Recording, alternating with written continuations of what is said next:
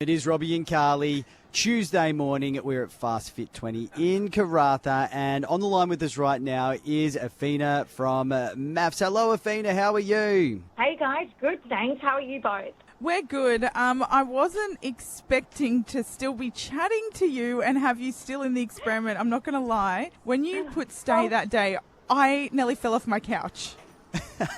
Look, I think you and everyone else in Australia nearly fell off their couch that day.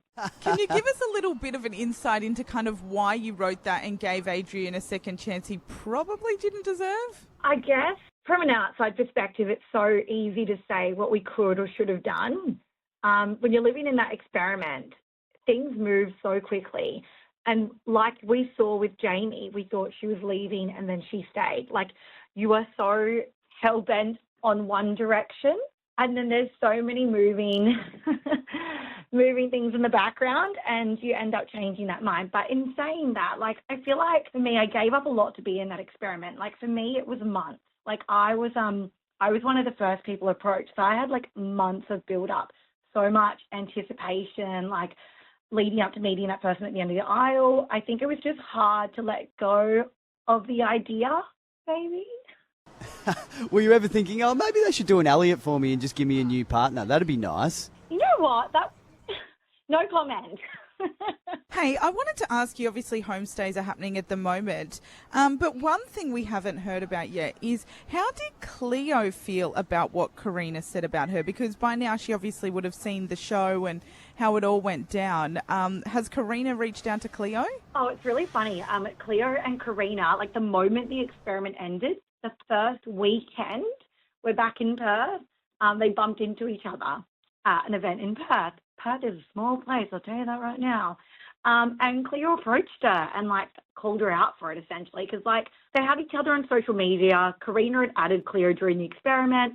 Like, she had multiple opportunities to reach out whilst in the experiment, and she never did. She knew Cleo knew that the comment was made. But no, my twin sister ended up approaching her, and it probably wasn't the greatest conversation, if I'm being honest. I was really taken aback that Cleo told me that Corina was quite snobbish to her in real life. Like, told her to essentially wait for her to be ready and she'll talk to her. What? Whoa. Oh my God, where was the camera crew when that happened? So are they on good terms now? Well, no.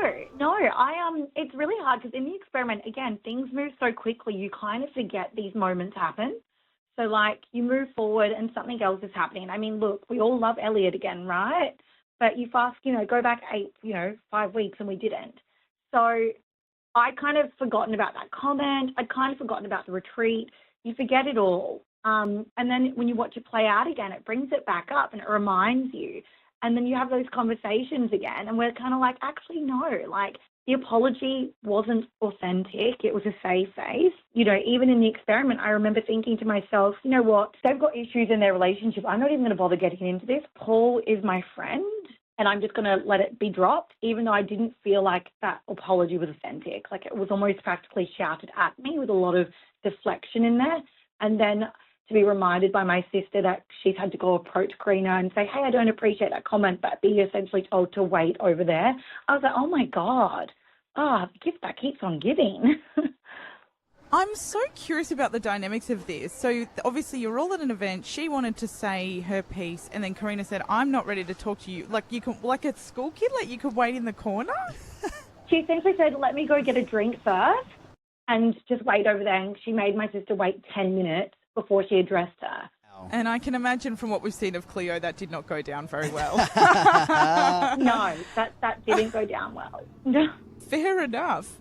One thing that was interesting that kind of come up last night from Cleo and Adrian's conversation was, for some reason, he keeps denying the fact that you were upset that day at lunch. I mean, even as a viewer, I could see that. Why does he have such an issue with the fact that you were upset, or just owning it? Like, why does he keep trying to gaslight you in this area? To be honest, it's really hard when I was rewatching those episodes, like those first few episodes back, because I really felt validated in my sense of reality. Like, when you're in that experiment, it's always he said, she said. And I felt like every time Adrian and I had a conversation, there was never a resolution, because we just couldn't see each other's perspectives. So I would say language like, I felt like I walked into interrogation.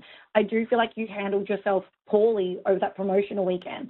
And then in return, he would get, I feel like your family held them, and it was always like we just couldn't see it. And I think because I wasn't someone who was big in media or reality TV, I guess if you don't own up, I think a lot of people felt if we didn't own up to anything or if we were never accountable, they can't play it out that way. So for him, he was still so hell-bent on pushing his version of events. And I think because if he owned up, Awhina was upset, then he had to be like, okay, maybe I was in the wrong.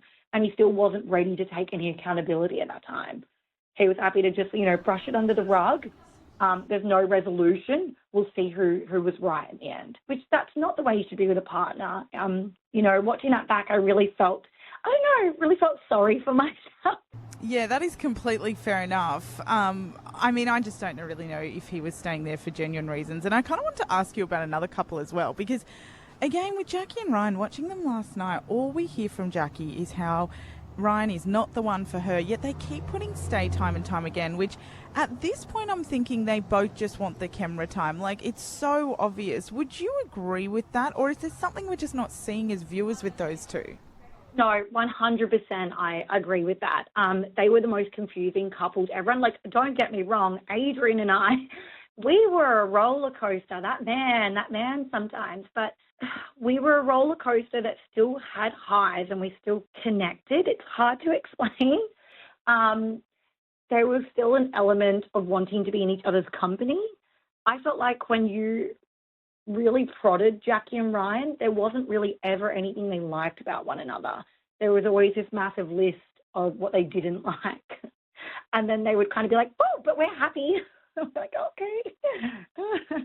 Just quickly, can I just ask you, before we wrap this up, about the Jamie and Dave situation? What is your take on that? Look, Jamie will forever be my girl. I feel like she wears her heart on her sleeve and she poured absolutely everything into this experiment. Watching those last week back, I feel bad because, I was there, I was supporting Jamie, but I do feel like, Dave had supported me so much. I didn't really go that hard on him in that moment. I asked questions, but I really gave him the benefit of the doubt, which I'm glad I did. But I can see my friend on camera breaking, and I can see someone being very avoidant to all of that. Absolutely. It was such a hard watch. Awhina, we are loving seeing you in the experiment. Not so much in the relationship you're in, but we'll have to wait and see how that pans out. Thank you so much for joining us. No, you're welcome. I'll talk to you later, guys.